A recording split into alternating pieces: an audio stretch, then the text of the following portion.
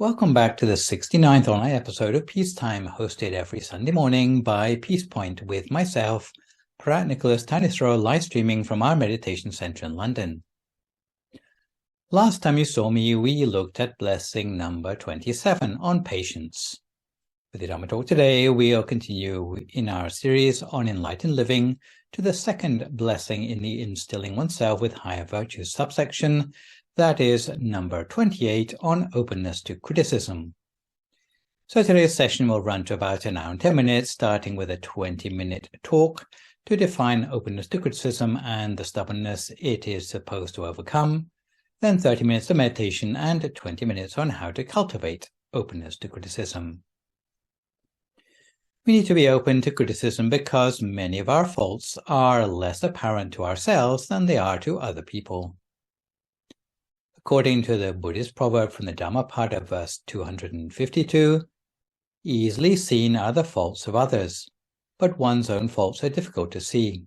Like chaff, one winnows another's faults, but tends to hide one's own, even as the camouflage of a crafty fowler. Just like a fish born and raised in water may never know what water is, we are sometimes so used to our faults that we fail to notice them, which is why we need to rely on outsiders to offer feedback, to help us identify the shortcomings we need to improve upon. In this respect, we start to appreciate that the acquisition of higher virtues requires more than just the 4 levels of patience described in the previous blessing, namely patience in the face of life's hassles, patience in the face of life's hardships, patience in the face of interpersonal conflict, and patience in the face of temptation. What we need to bring the higher virtues to their fruition is the additional patience that allows us to be open to, rather than ignore, feedback offered to us by others. In fact, the openness to criticism, or not being stubborn, which is the subject of this blessing, is like another form of subtle patience, but it is patience in the face of criticism. Some people can tolerate all forms of hassle, hardship, interpersonal conflict, and temptation, but if anyone gives them a piece of advice, they get defensive. As examinations approach, a concerned parent might warn their boy, "Son, isn't it about time you started doing a revision?" But the son turns around and says, "Why didn't you think of saying that before I got dressed up to go out?" And our receptivity to the feedback often declines if the person offering feedback is a subordinate. The Buddha taught in the Sarabhanga Jataka, "Those who tolerate criticism from superiors do so out of fear. Those who tolerate criticism from equals do so only to compete. But those who tolerate criticism from subordinates, the noble ones praise as the ultimate of patience." So, who do you reckon is the most stubborn person in the world? In fact, everybody in the world has seeds of stubbornness in them, but it's just a question of degree. The sound of advice singes a person's ears so badly they cannot bear the sound. This is why we cannot avoid mastering openness to criticism to complete our soft skills needed for the instilling ourselves with higher virtues subsection of the 38 blessings. In the original Pali, openness to criticism uses the words sovachasata, which literally means being amenable to learning or being gentle in response to teaching. When a gap in a person's knowledge is pointed out, even if it is self-knowledge, then that person will appreciate and follow up on the advice given with respect and humility, without excuses or answering back. If they are informed about a personal shortcoming, they will hear the other person out, then work on improving their habits without showing reluctance, all the while cognizant of the trouble the critic has taken to bring that new knowledge to their attention. The diametric opposite of openness to criticism is stubbornness.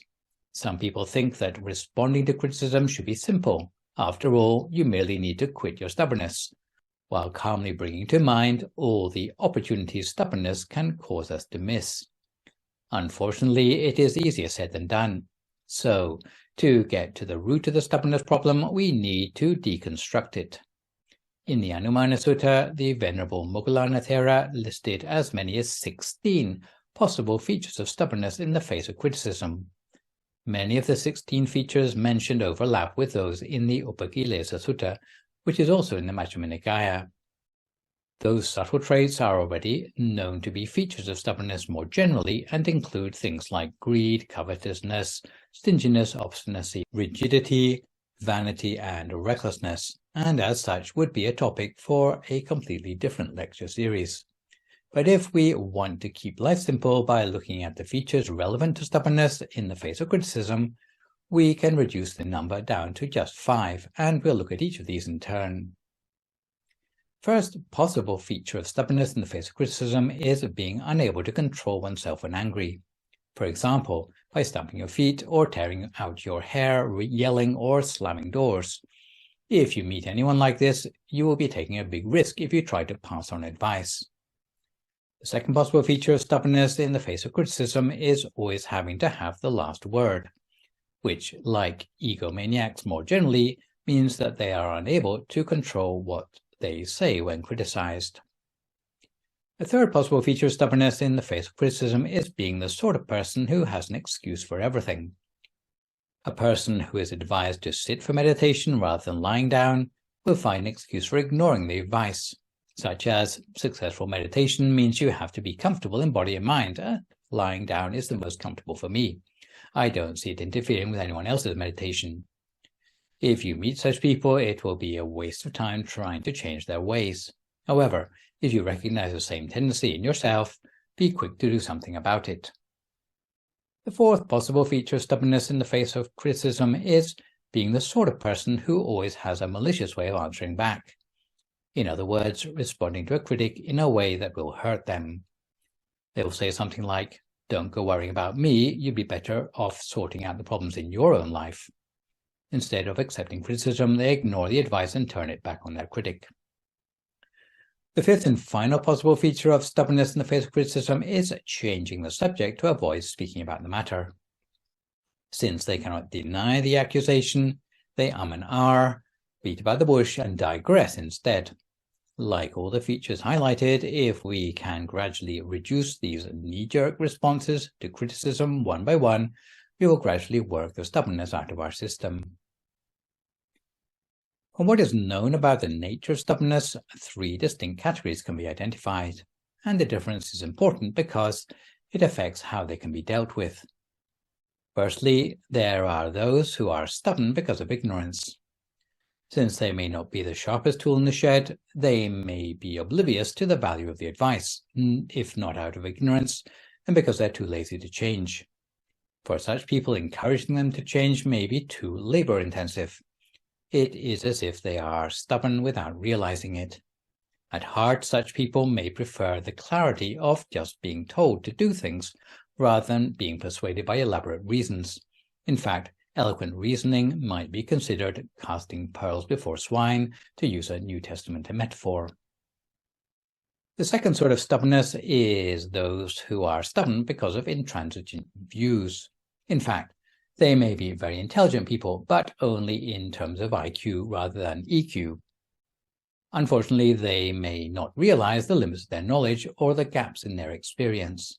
They assume they already know everything there is to know, and they are beyond reproach and can make themselves unpopular in the workplace because they are unable to accept advice from anyone else. Often co-workers are resigned to leave them to their ignorance, letting them learn from their own mistakes. For this second category of stubborn people, generally they would be averse to being ordered around, but need reasons, explanations, and choices for the things that you would like them to help with. If they are not too entrenched in their own views, they can eventually be won round to another person's point of view, given a good reason. However, if their views are extremely rigid, you will have to let them do what they insist and step in with compassionate advice when they start getting themselves in trouble. This sort of stubbornness has often been compared to a frog at the bottom of a well that thinks it knows the whole of the world because it already knows the bottom of a well. This category of stubbornness is also connected with the Buddhist Brahmadanda treatment or punishment, which we will hear about later on in the lecture. Traditionally, giving advice to stubborn but dim-witted people has been compared to watering a tree stump. In other words, it is a fairly useless gesture, but you might at least get a few mushrooms as a result. However, advice given to an opinionated, stubborn person is like pouring water on a dog. The dog gains nothing from the water and will shake itself until everyone else is wet instead, because they will answer back, turning the criticism on the person who gave it. Lastly, there's a third sort of stubbornness that arises when people are short-tempered. These will lose their temper upon hearing the slightest thing they disagree with. It's very hard to get any cooperation from such people who are likely to wreak disharmony in a group, and it's not obvious how to solve this problem of stubbornness either. It's rare to find someone who can genuinely take criticism on board, and just because someone seems to accept criticism doesn't automatically mean that they are motivated by self-improvement. They may be materially motivated or just easily led. Those who are materially motivated to be open to criticism are usually sycophants who make themselves obsequious because they hope for something material in return. Children seemingly devoted to their parents might just want to be remembered in their parents' will. Usually stubborn people change their tune whenever they are close to influential people, in case they miss a chance at promotion. Generally, such people are only compliant to your face, but behind your back will behave completely differently. The second category of those who are open to criticism but in an unskillful way are those who are just easily led. Such people look compliant and obedient, but they are not selective. Usually they lack any initiative of their own and follow the last advice they've been given, whether it's good or bad, without due thought. If they're advised to go to school, then they'll go. Equally, if they're advised to cut lessons, then they will stay away. Their direction in life is as unselective as a leaf in the wind. Lastly, there are those, hopefully including everyone listening today, whose motivation to be open to criticism is for spiritual improvement or transformation. Feedback from others is treated as treasure that will help them towards the goal of perfection. Only this last category aligns with the openness to criticism advocated in the Blessings of Life. So today, just before we come to time for some meditation, let me leave you with a quick scriptural story about how a stubborn person was misled for their own good. In the time of the Buddha, the kingdom of Ujjaini was ruled by a king called Chandapachota. This king had a name for being so stubborn and bad-tempered that when he succumbed to jaundice, they could not find anyone in his own kingdom who would agree to treat him. A letter was sent to King Bimbisara in an adjoining kingdom, requesting the court physician, called Jivaka Komarapacha, to take care of Chandapachota. Normally in the treatment, the patient must swallow ghee to be cured. In this case, Chandapachota stubbornly refused treatment because he had a violent aversion to dairy products. Jivaka considered the king's prognosis and realized it would be hopeless if he didn't agree to ingest ghee, so he made what may have been the world's first capsule by concealing the ghee inside a digestible husk. Jivaka knew that after about half an hour, the medicine would take effect and the king would regurgitate the ghee. Besides being cured, the king would know that he'd been misled by the doctor. Jivaka administered the ghee capsule to the king and immediately requested the king's fastest elephant to go looking for additional herbs. The king granted the request and Jivaka made a quick getaway without any intention to return. When the king regurgitated the ghee and knew he had been fooled, he ordered his soldiers to pursue and kill Jivaka, but Jivaka was long gone on the fastest elephant in the stables, and they could not catch him. The king was angry all day and all night, but within a few days he found out he'd been cured of his illness and changed his attitude to Jivaka, even sending him a reward of Sivayaka cloth to thank him for his attention. From that day onwards, Chandapachota made the effort to change his stubborn personality. So now that we are a little more well-informed about the nature of true openness to criticism and the perils of stubbornness, let's cultivate gentleness of mind by settling ourselves down for 30 minutes of meditation, which today is a recent recording of the Shared Spiritual Path meditation. If at this time you'd like to find a comfortable sitting position for yourself as you listen to my guidance.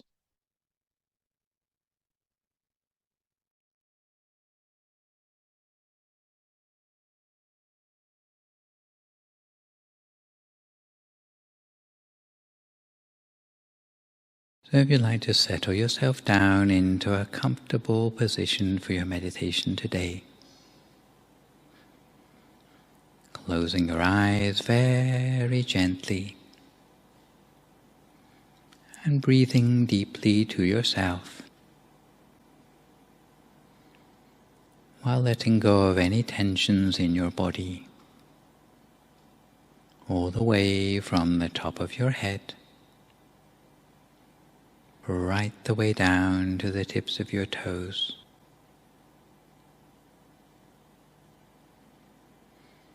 And in this body scan of ours, we can allow the muscles of our face to become soft, taking care that even the way we've closed our eyes is as gentle as possible.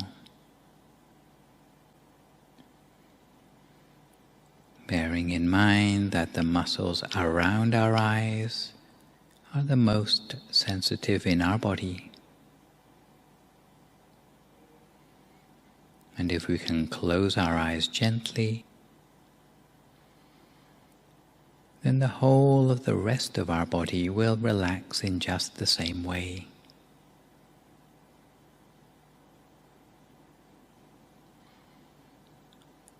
So we allow that wave of relaxation to pass down through our face to our neck and shoulders, relaxing all the muscles there,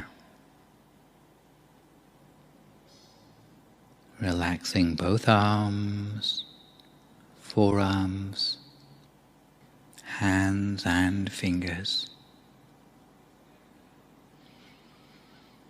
so that the way our hands rest in our lap should feel as light and gentle as possible. Continuing on down, we relax all the muscles of our torso, whether it be our chest, trunk, or abdomen. Relaxing both legs, all the way down to our feet and our toes, until the whole of our body seems to melt away into the atmosphere around us, comfortable enough to allow us to forget about the body and turn our attention instead to the feeling inside us, inside the space of our body, where we can also spend a few moments to make sure our state of mind is as relaxed as our body.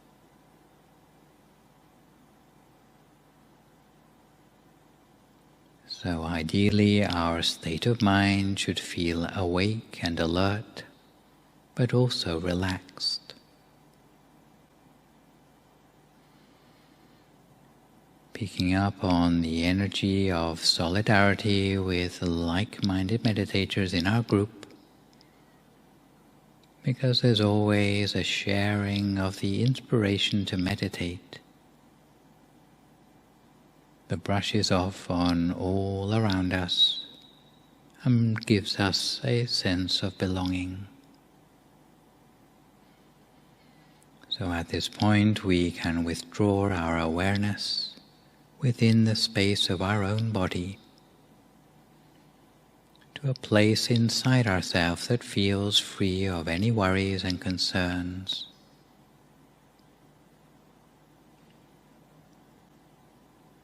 Although there may be things going on in our busy lives, but we've set aside a special time for ourselves to recover and relax our sense of well-being. So we conjure up a sense of happiness, joy, and freedom in the mind, while putting aside any unwanted thoughts. And as we nurture the sense of happiness and joy inside ourselves,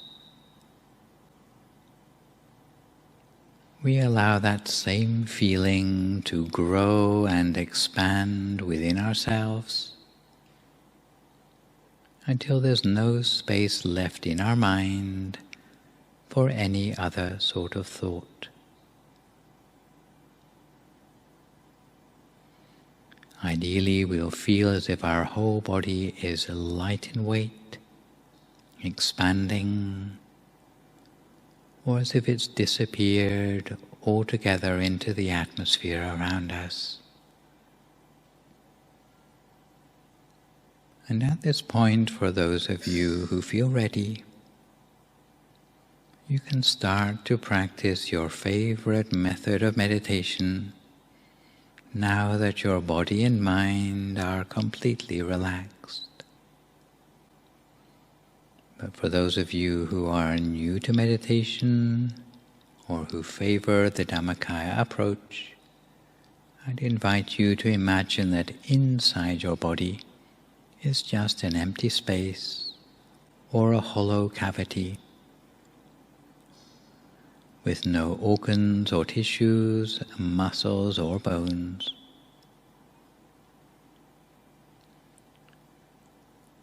Almost as if your whole body has been transformed into a hollow shell with nothing on the inside. In order to act as a sort of anchor for the mind,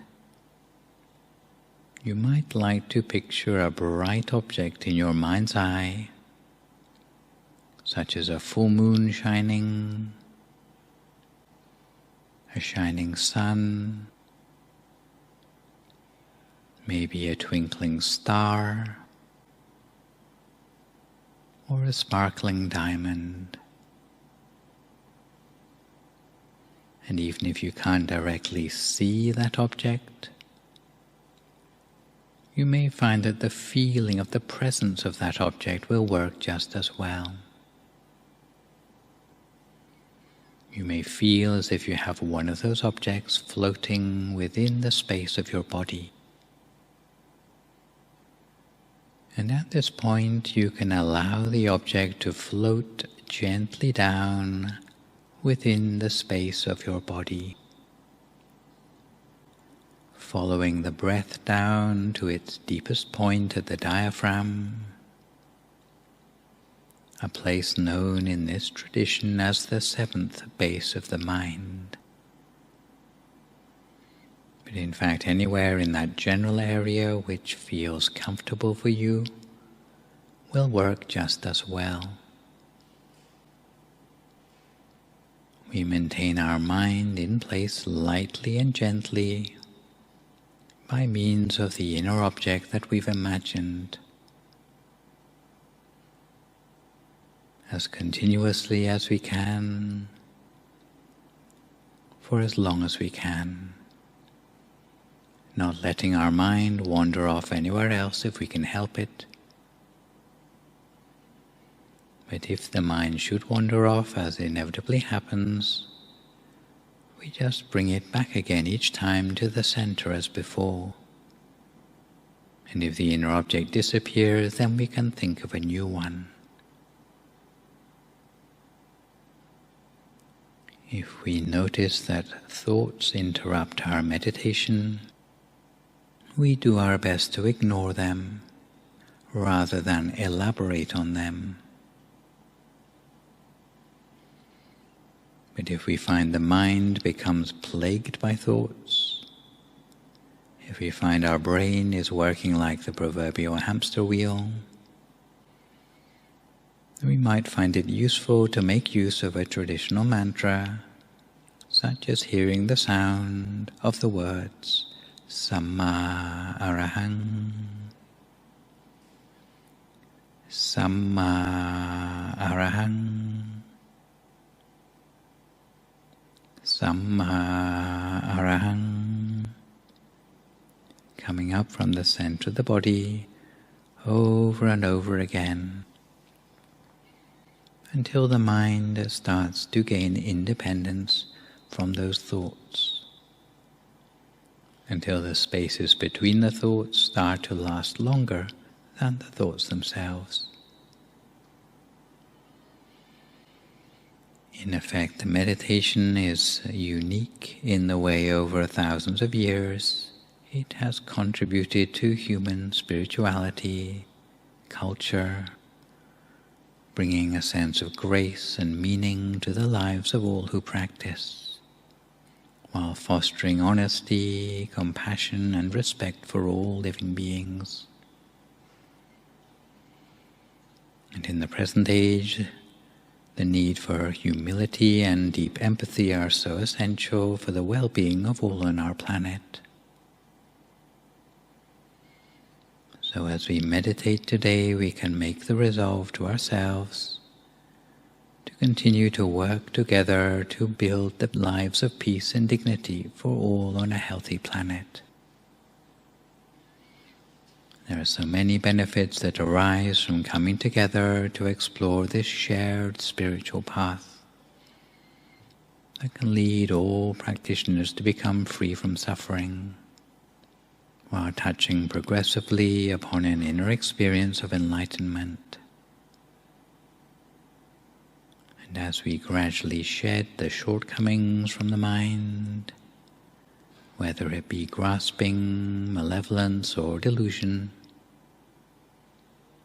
by letting go of the unmindful, the uncomprehending, the unconcentrated, residues of our wandering mind and faculties, as we move incrementally closer to that inner space of purity, we'll start to find that it doesn't actually matter what technique we started out with or where we meditate. But any place we practice meditation, even at home, even if we're unable to go to a meditation center in person, will help to bring ourselves closer to the seventh base of the mind, a point in the body which is a portal that leads the mind deeper towards wisdom. And any approach to the meditation that internalizes the mind within the body will eventually converge with that shared spiritual path. So ultimately they will all lead to inner wisdom. So at this point I'd like to encourage everyone to continue to practice meditation, keeping the mind on track lightly and gently, with our inner object at the center of ourselves, as we continue to focus the mind gently in peace at the center of the body for a few more moments until we come to the appropriate time.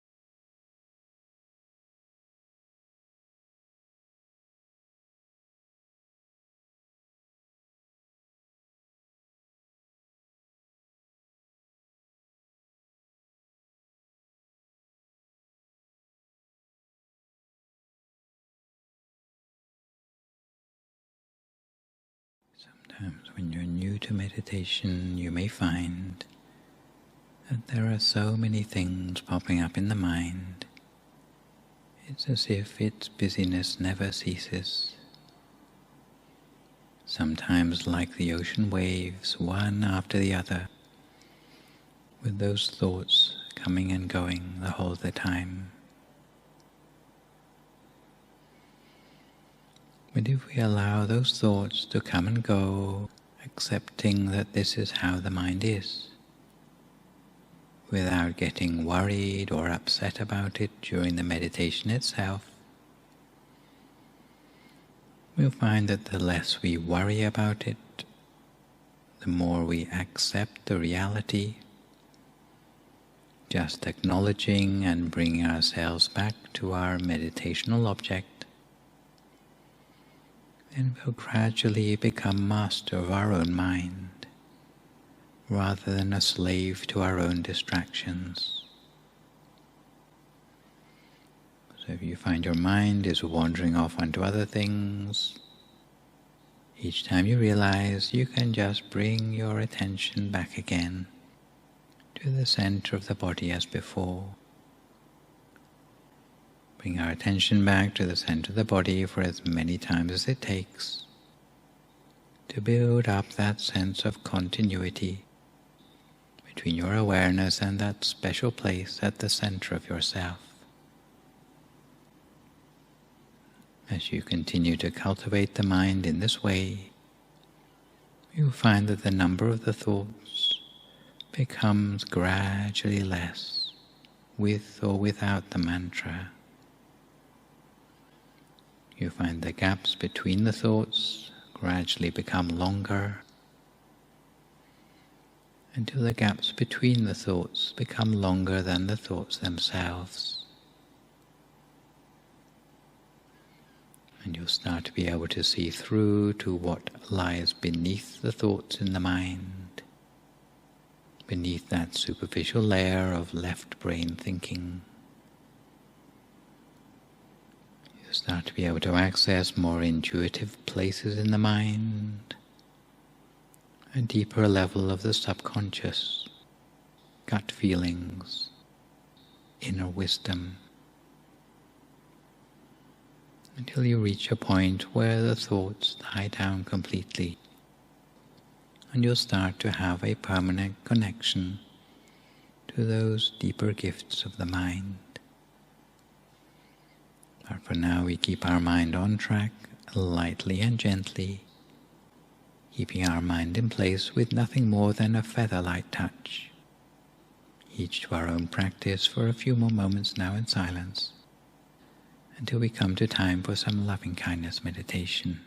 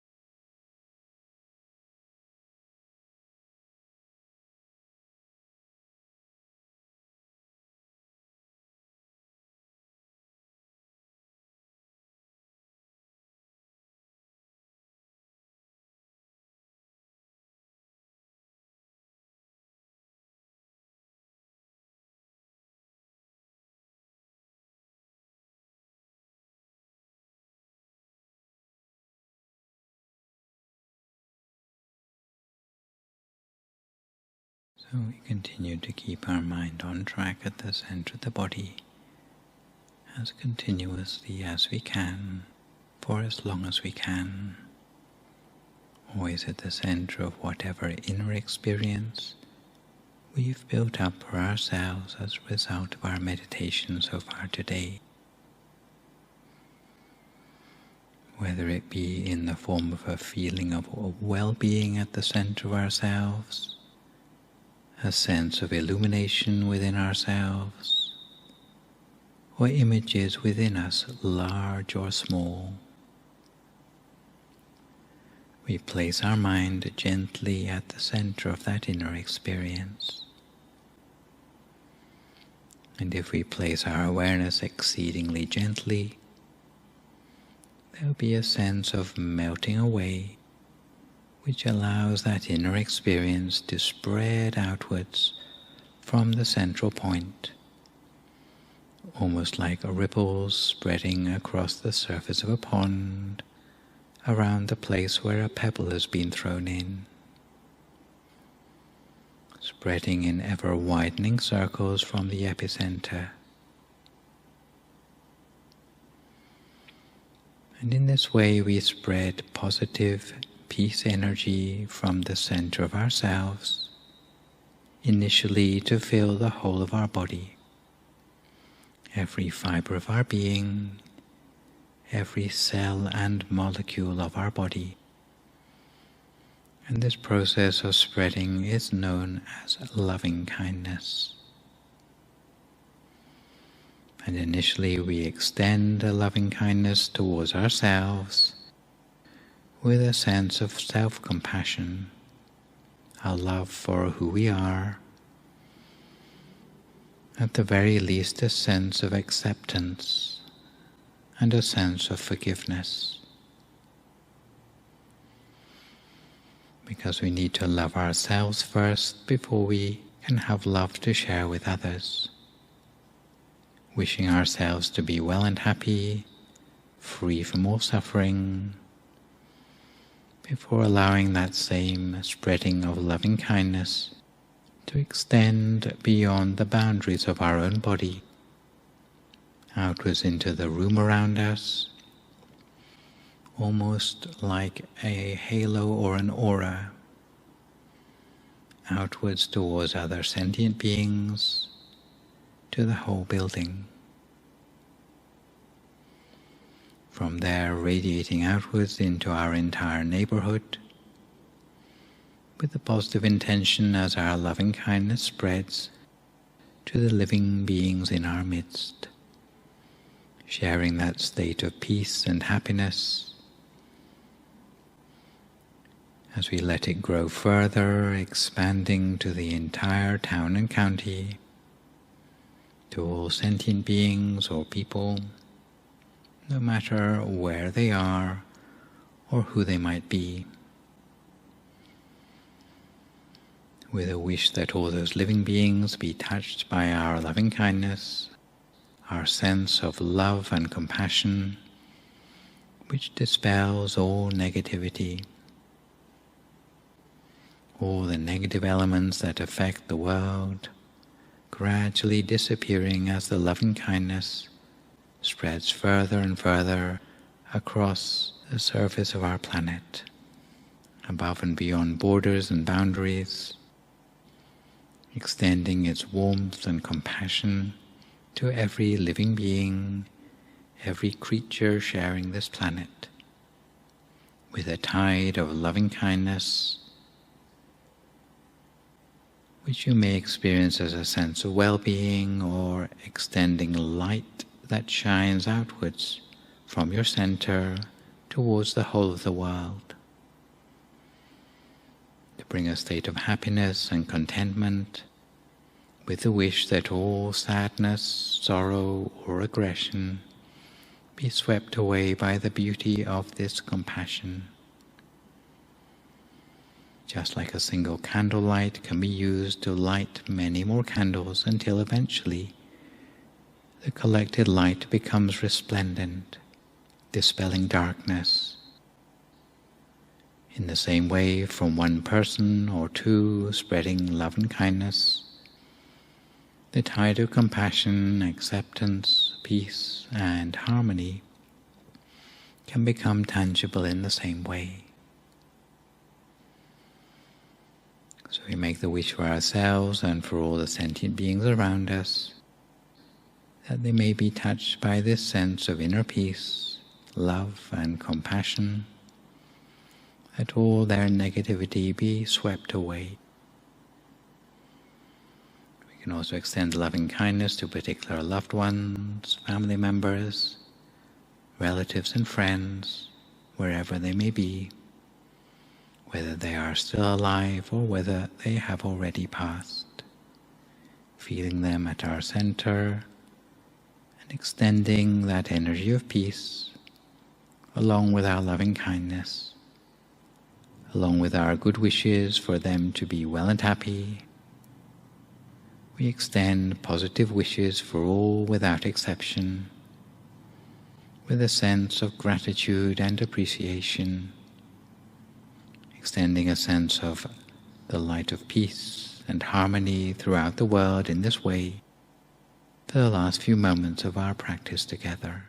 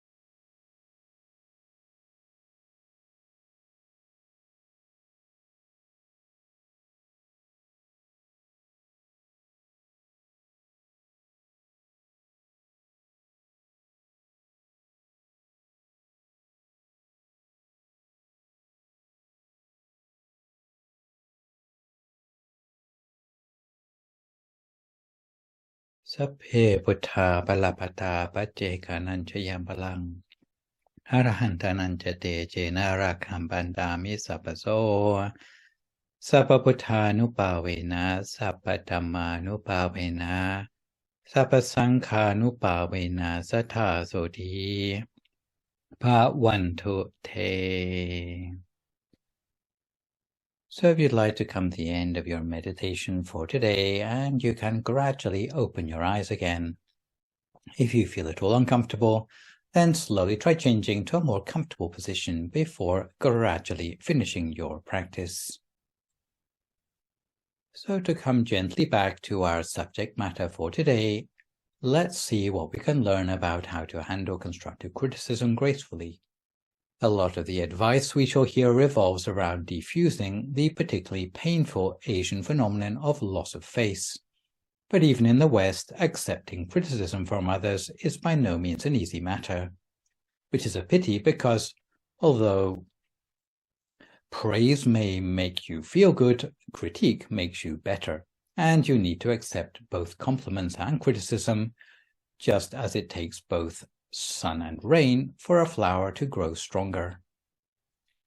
Applying the feedback you receive from others, whether it's from a mentor or a peer, can help you be more successful and reach the dreams you've set for yourself, while exceeding others' expectations of you. Fortunately, the mechanism by which even ordinary people can go about handling constructive criticism can be planned for. So let's examine the nature of the process of remaining open to criticism in 4 stages.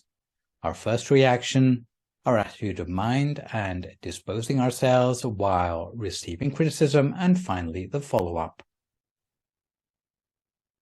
The very first thing we need to do when taken by surprise by someone else's unsolicited feedback is to stop our initial reaction.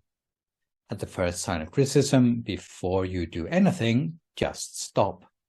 Try not to react at all. You'll probably have about 1 second to freeze your reflexes. While 1 second might not seem like very long in real time, it's enough time for you to process in your brain and get a handle on what is happening. And in that moment, you can halt any dismissive facial expression or scathing comeback and remind yourself to stay calm. The first response most of us have when it comes to receiving even well-meaning criticism is to get defensive. That defensive fight or flight response may manifest itself as denial, burning rage, or stammering. As much as your chest feels tight and your face reddens, hearing our criticism may teach you something valuable. Even the most painful comments can teach us something about ourselves. So, from the start, just keep your mouth shut, inactivate your defenses, and listen to what that other person has to say. Second piece of advice is to avoid answering back when singled out for feedback. Some people will immediately criticize someone back as soon as they hear a few words of advice. If a person is truly sensitive to self-improvement, they will not protest in return or make excuses when they are given advice, but accept the advice with humility. The third piece of advice is not to turn a deaf ear when given advice, unlike people who claim they are practicing patience by ignoring the advice that's been given. The fourth piece of advice is to remain tolerant even to the advice that comes in the form of unpleasant speech. Sometimes the person who offers us the advice might already be irritated or in a bad mood, especially if our substandard behavior has upset them. So it's hardly surprising that they may speak a little harshly or use comparisons that are a little direct. Consequently, we, the listener, need to be tolerant of how the message might be delivered and not be angry as a result. So that was all advice for the initial reaction at the start of criticism. As the feedback session proceeds, we need to engage with more sustained attitudes of mind and decorum. So let's start by considering the attitude of mind we need. First piece of advice on an attitude to mind while being criticized is to have no intention to find fault in return with the person who has given us the advice. In other words, don't shoot the messenger with comebacks like, "How come you're the only person to say such a thing?" We need to assume the comments are for our own benefit, and that whether we accept the advice or not is no skin off their nose. Second piece of advice on attitude of mind to have while being criticized is to have the highest respect for the person and their advice. This means putting aside any expression of reluctance. Whether the advice is right or wrong, at this stage we need to accept that anyone who has gone out of their way to give us the advice is taking a big personal risk, because they know they might get their head bitten off, and yet they still offer up the advice. So, the recipient of criticism, we need to put aside thoughts like, "How dare they criticize me?" or "Who are they to criticize me?" The third piece of advice is to train yourself in gratitude, because the trouble they have gone to criticize us shows that they care enough about us to have high expectations. So even if you don't agree 100% with what you have been criticized for, hear out the criticism instead of rushing to pick a fight with them. Fourth piece of advice on attitude of mind to have when being criticized is to show the greatest humility, which means accepting criticism without assuming that you're beyond reproach. A third piece of advice on attitude of mind to have while being criticized is don't take it personally. In fact, some business magazines like Inc. advocate the adoption of the 3-word mantra, "Don't feel attacked." Assume that the person offering constructive criticism does not intend to make you feel bad about yourself. Rather, they recognize your strengths and are giving you the tools to recognize and overcome shortcomings.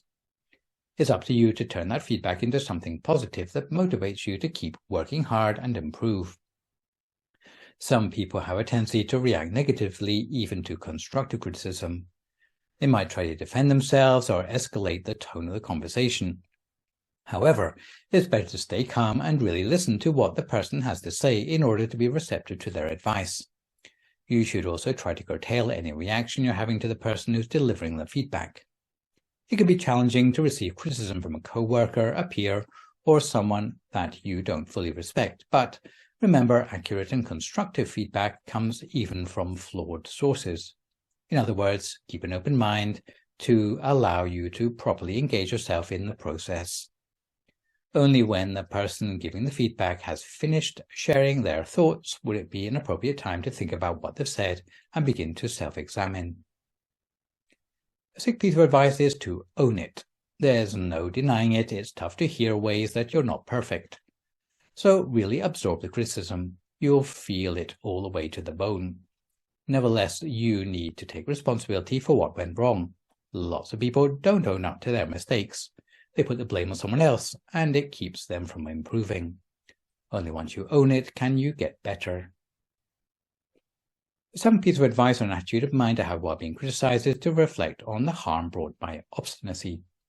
If you close the door on useful advice others might have for you, you are behaving like a paralyzed person surrounded by useful objects, none of which they can reach.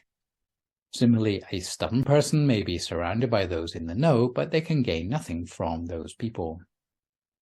Final piece of advice on attitude of mind to have when being criticized is to reflect, in accordance with the Buddha's advice at Dhammapada verse 76, that criticism is hidden treasure.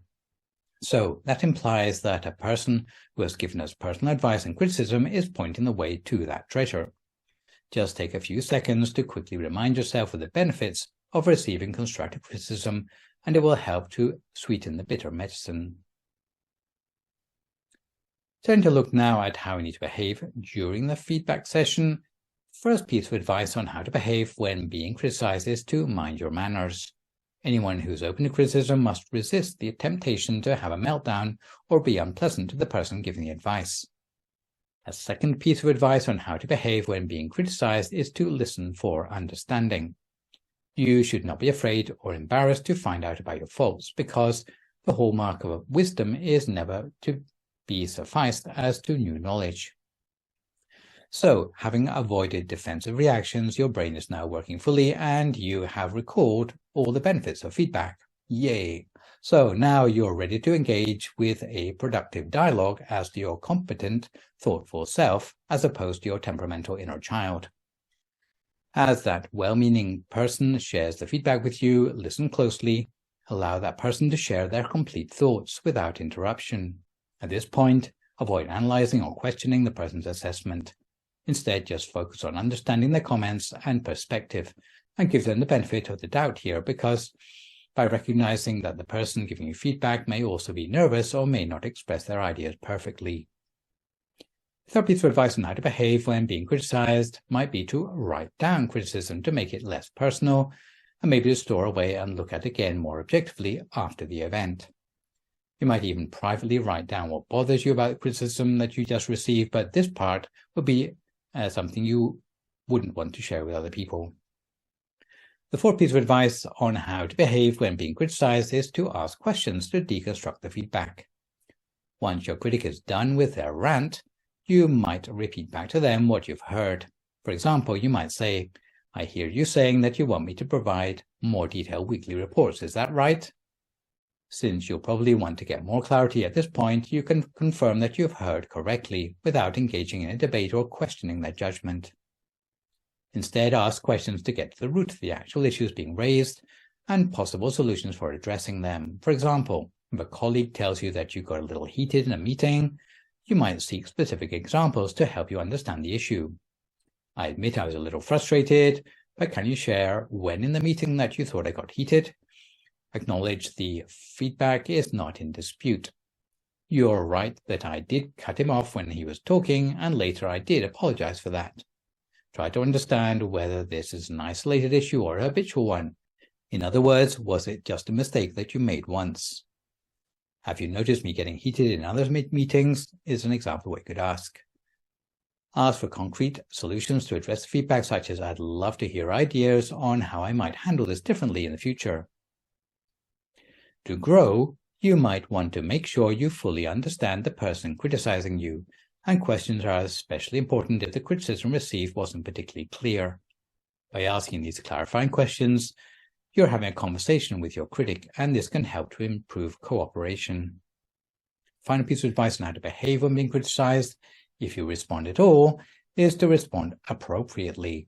If you don't agree with the criticism and you are sure it is not just your ego in the way, you can tell the criticizer that, especially if it's unfairly defamatory or damaging to your character. Instead of using an angry tone, try responding by saying something like, "I didn't realize I came across that way. Thanks for sharing your opinion. From my side, it seems like," at which point you share your perspective. "From my perspective" is an incredibly useful phrase to have at the ready. In this respect, you need to accentuate the positive. Your critic is not looking for you to defend yourself, but rather to make sure that you hear what they are saying and that you are planning to incorporate the feedback into your future behavior. So don't behave like you're on trial, but rather try to respond by pointing out the positive. Finally, we come to the follow-up for the feedback session. And the first very important piece of advice on how to complete a feedback session is to express your happiness and gratitude at having received the advice. At the time of the Buddha, they would express their appreciation with the word sadhu. But however you're left feeling, make sure you say thank you to that person immediately. However, if you still have the remnants of stubbornness in your mind when you receive even correct criticism, the words thank you seem to get stuck in your throat. So although it may be very hard, look the person in the eye and thank them for sharing feedback with you. Don't gloss over this. Be deliberate and say, "I really appreciate you taking the time to talk to me about this." Expressing appreciation doesn't have to mean that you are agreeing with the assessment, but it does show that you're acknowledging the effort your colleague has taken to evaluate you and to share their thoughts. A second piece of advice on how to complete a feedback session is to facilitate further teaching in order to keep open the channels of communication. You certainly will need to follow up on the advice, acting on what you've been told in a way that will give the advisor the encouragement to pass on any future advice to you if the need arises. Hopefully, by this point in the conversation, you can agree on the issues that were raised. Once you articulate what you will do going forward, rather than repeating the irksome behavior just to prove our point, once we know we're in the wrong, we need to accept this and do the right thing rather than the easy one.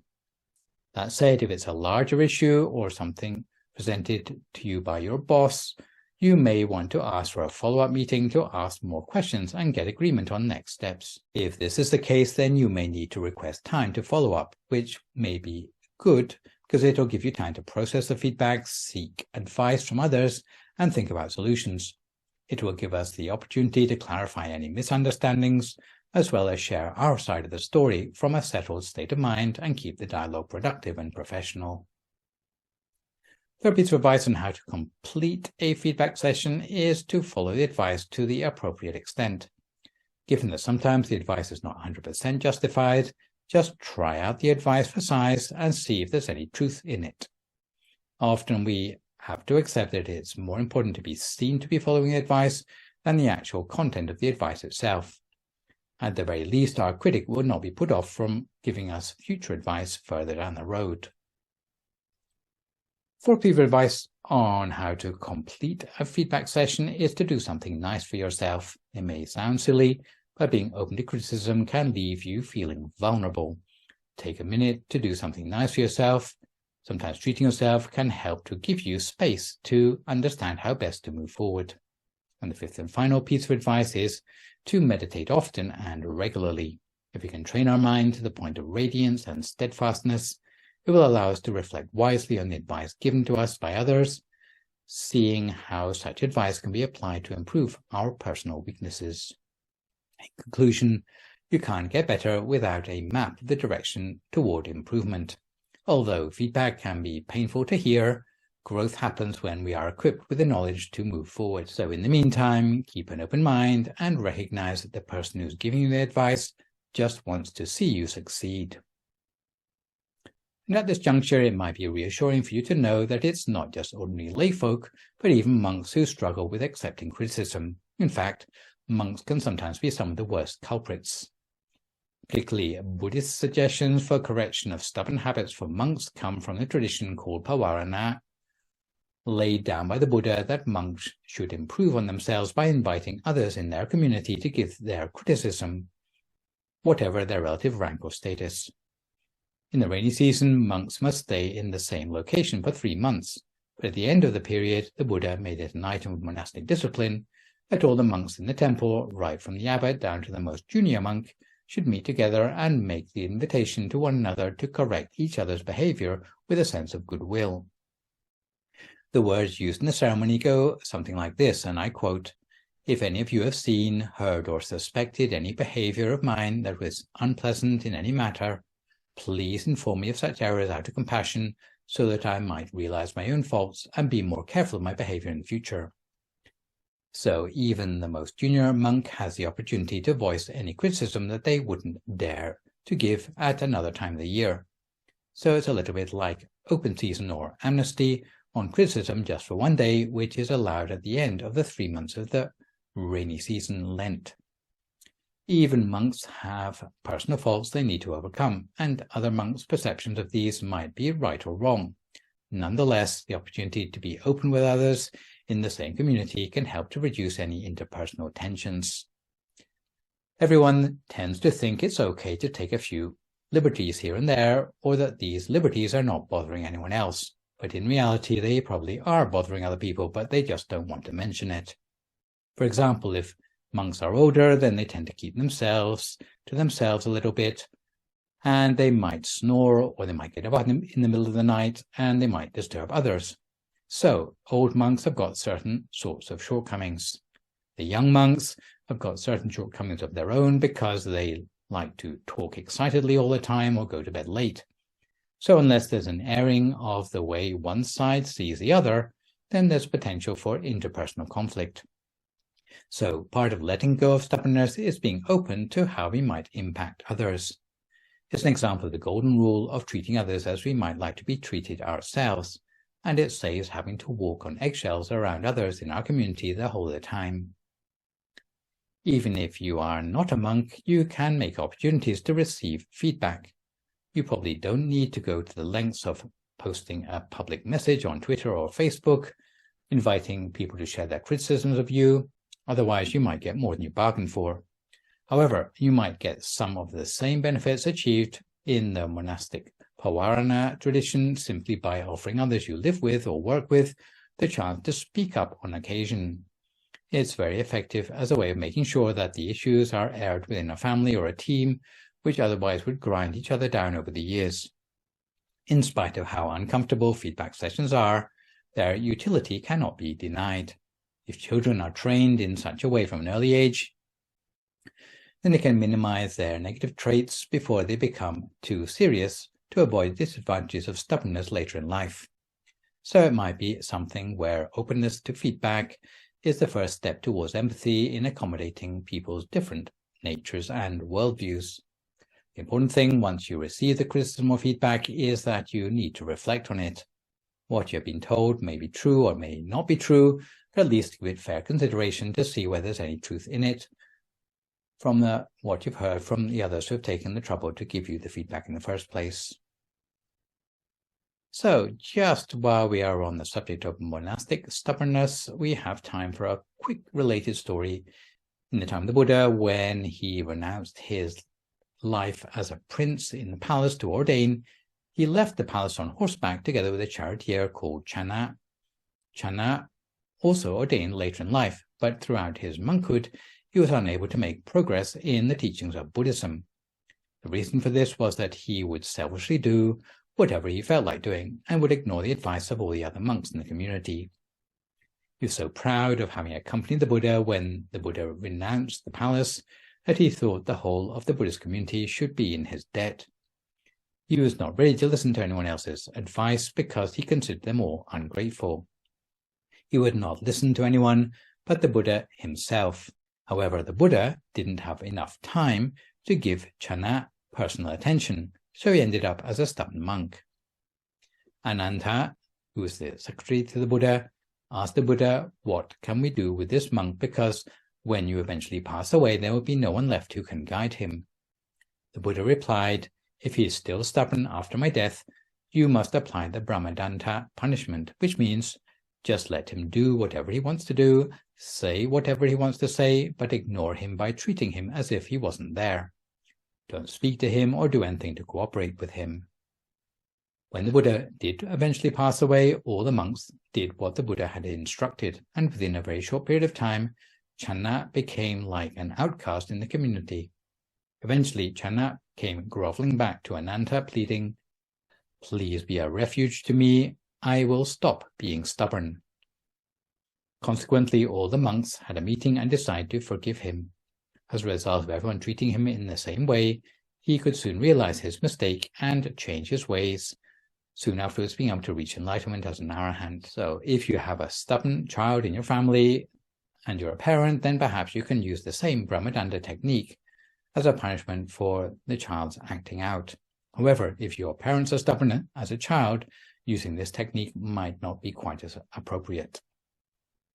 So in conclusion for today, there are 3 main levels of mastery of being open to criticism. If a person realizes that they are still very stubborn, then they should at least try to hear out criticism. If a person realizes that they are only fairly stubborn, then you should try to at least follow the advice given. And if you are put in such a situation and you still feel irritated, try biting your lip instead of answering back, and you will build up a habit of becoming a better listener. If you can resist answering back but can still not bring yourself to follow their advice, at least you keep the channel open for improvement in the future.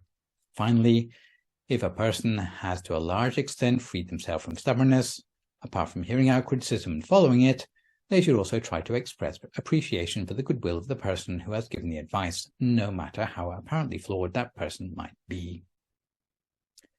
So in this session, I have introduced to you Blessing 28 on openness to criticism. For my next live session online, which will, fingers crossed, be a week on Sunday morning, we'll continue the 3rd blessing of the 8th group with Blessing 29 on the sight of a true monk. For good measure, I'd like to remind viewers that you can email your questions about meditation or what you have heard in the lecture to the email address that you can see spelled out in the slide, and I'll do my best to answer these on my next session. In the meantime, try to avoid recklessness or complacency as we continue to deal with the knock-on health and social effects of the pandemic. Maintain a positive mood, speak only positive words, forgive others, extend good wishes to others, and meditate daily. Hopefully, as a result of today's session, you will manage to overcome any stubbornness still remaining in your character and accept criticism more gracefully. So for today, this is me, Phra Nicholas Thanissaro, signing off for now. So long, folks, and stay safe.